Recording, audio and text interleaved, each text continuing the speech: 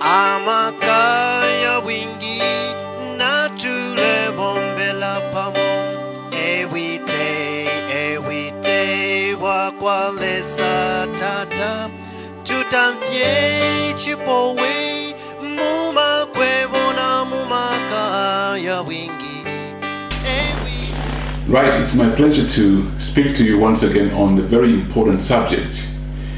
Right here in my studio, I very inspired on this subject. I believe that the time has come for us entrepreneurs and many Zambians who will listen to this presentation. I would like to talk to you about the importance of networking. And I believe that a family is very important for one's success. No wonder when we are born, we are normally born in a family. In a normal circumstance, a family is therefore to support your well-being on earth.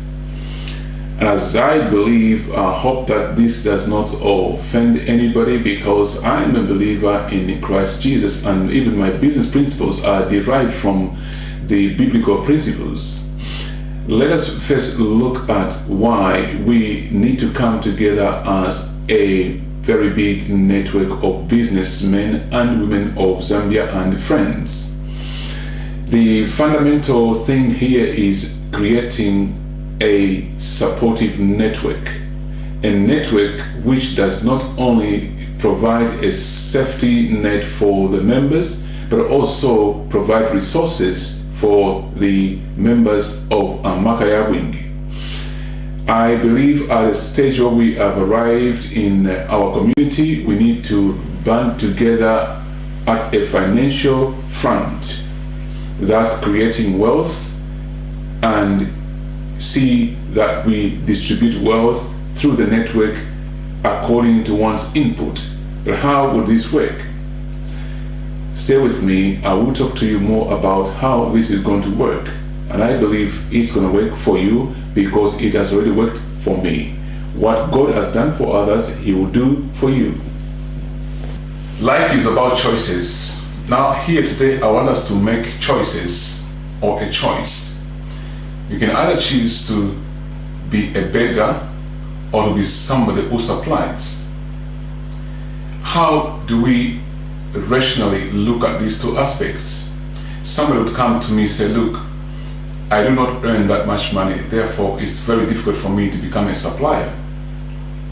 And another person will come to me and say, look, I don't earn that much money, but I'm willing to become a supplier. Already we've got two mindsets. One of them is predetermined based on the circumstance. They judge a certain path they'll follow.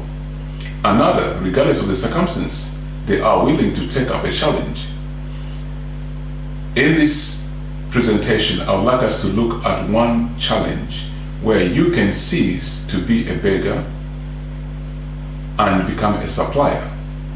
This is where I want innovation to come into existence. There is one example which I normally give. I do say that depending on the mindset, I can take somebody who has £1 million, and a year later they will be begging money from somebody. And if I take one other person with the right mindset, with only a few pounds, the coming year they will have made £1 million. So what I'm trying to say here, I want us in the network to become very innovative. How would we break away from borrowing to actually making it big and make everything work for you? So how do we break away from begging to become a supplier? This is a challenge I want us to look at. I will recall once upon a time in a certain meeting, somebody asked me, sir, how much then would it cost me to set up a business? If I invited somebody to invest in my business and I haven't put any money at all, why shouldn't they take me on as an employee? My answer to that was, look, The time it's taken you to do research or put up the business together and the business plan together, that is your investment. You need to value that, cost it, and that's your investment input in that business. You cannot sell things so cheaply by giving yourself away. Now let's look at how we identify things that actually bring money to you or things that take money away from you. This is the word you're going to look at your changing of an environment where you were struggling financially, or you are begging for money or trying to borrow over time. Let us look at the simple aspects of business.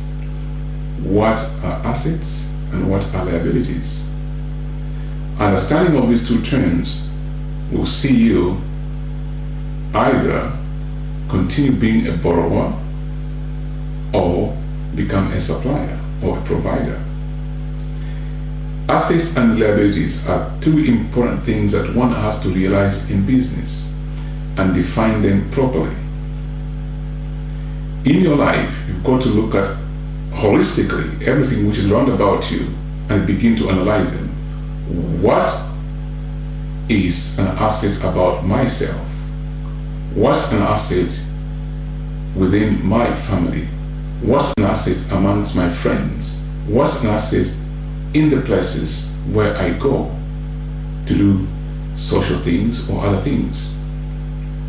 Because once we understand assets, you're going to understand how easy it is to make money and save money.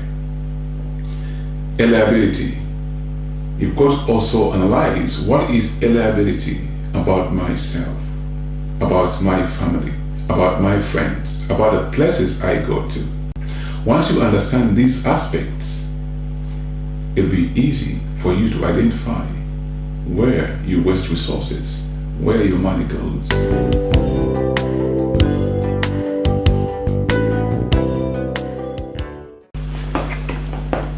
The challenge is posed already. You're looking at two sides, assets and liabilities.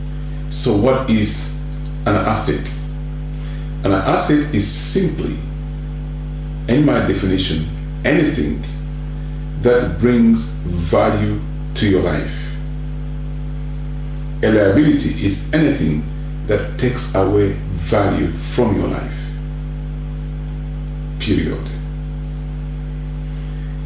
Value to your life means anything that adds integrity to your life, that adds time to your life, that makes you propelled into the vision God gave you.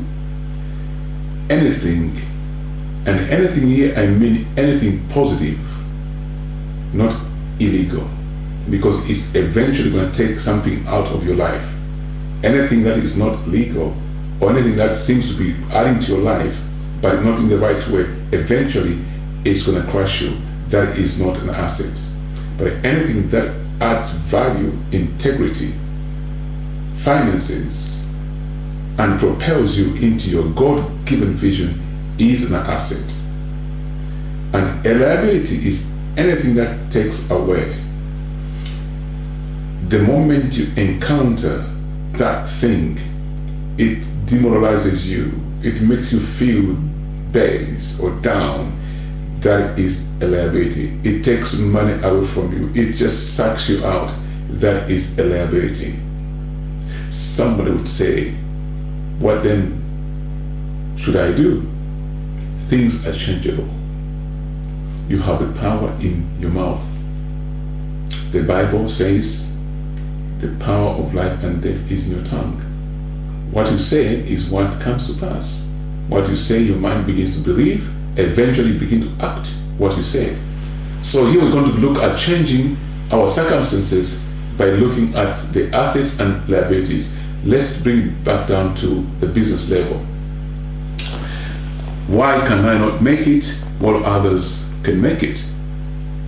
It is in the attitudes towards these things we have defined today.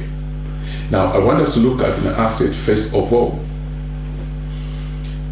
When you look at your circumstance, it might seem hopeless, but I want you, after this presentation to realize that actually you've got much more assets than you really are thought about. We're going to start with one property which you've got, and this is knowledge, intellectual property. Intellectual property is one asset that can bring you integrity as well as finances. Have you ever thought about book writing or publishing a material? If you do it so well and your material is adding value to other people, they'll begin to buy into that. And if you get somebody that promotes your work properly, loyalties will always follow you. That is money coming to your life. You want to get to a stage whereby money works for you, not you working for money. Money working for you simply means you are driven into your vision, not because you want to make money, but you want to fulfill the purpose for which you exist. And money normally follows vision. And when that begins to happen, money will start working for you. You begin to invest in things that will bring finances without you exerting much effort or much pressure. In other words, you're using your brain. One thing, intellectual property, you can invest in that, produce your materials. At some point, you will start generating income that you are no longer working in day in and out. You invest at this point in time, in the future it begins to bring finances back to yourself. Setting up businesses, startup businesses, there's to help. It's going to be in the first year that you help to start a business with somebody, for somebody. When it grows to a certain level, you let go. You get your dividend, your reward, and you maintain your shares in there. It's growing. Other people are running that on agreement because they've got the energy to do that. You are working to develop more new things while the money invested in that business is now working for you. Here you're going to have to use your brain. We're talking about using your knowledge, intellectual property. That's a very important property you've got to look at. That way money begins to work for you at a later stage. There are people that own property, physical property. How do you really handle that? Do you contract people that are trustworthy, or you leave it in the hands of people you are familiar with? For example, relations. Are they really doing a good job for you? Are they putting the rentals where it matters? The answer might be no. But how do you change that? You've got to put your foot down and change it so that it benefits you and those people you're intending to help. Rentals from real estate are a very good investment. If it's properly done, money will be coming back into your account on a regular basis. And that is an investment, money working for you, not you working for money. Working for money is different from money working for you. You put money where it's now beginning to generate itself without much effort. That's the money working for you. If you've got to be there all the time, and if you're not there, money is not coming in, you are working for money. But if money begins to generate, even without your presence, money is beginning to work for you. You employ money to generate income for you. That's a stage I want us to reach as members of the network and the family of businesses. We've got to use our thinking in this time and age. We can no longer do business as it were. Now, in the family of Amakaya Wingi, the network in itself is a marketplace, creates market for you. The network members could be the market for you, and the other way around. So you interchange, exchange of goods and services within a community of businesses. In itself, AYB also is an investment vehicle because of what's happening within it. So we're looking at assets, things which bring you money. There is more. Don't move. Stay tuned. Take a short break, have a cup of tea or drink of water, and come back. You pause the DVD before you continue and think about what I've just said, because it's going to change your life. Your financial life is going to change it will never be the same again, because once you know what to do, it's much easier to do things. I trust you are making progress so Amakaya far. wingi na tule bombela pamo ewite wakwalesa tata tutamvye chipowe muma kwevo na mumaka Now, sorry about that. Let's look critically at the assets as Amakaya people wingi define. We've looked at royalties, we've looked at property, real estate, we've looked at intellectual property, which you say you can publish your work and people can actually buy into your knowledge, and that money will be working for you. Now let's look at one other area of assets. What sort of things do you buy that are tangible and they can be sold to help you in time of need? Those are assets. So when you go to the town center or any shopping center, think of things that if you become needy financially, you can resell them and they will convert into cash.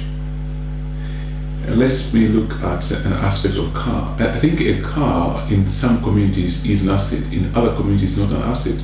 But also fundamentally, if you bought your car on credit, in general terms, I call a car as a liability, because a car always takes money away from you unless it is invested in a business that is bringing income as a result of the use of a motor vehicle. If, for example, I buy 2 motor vehicles in the family where we don't need to use those motor vehicles,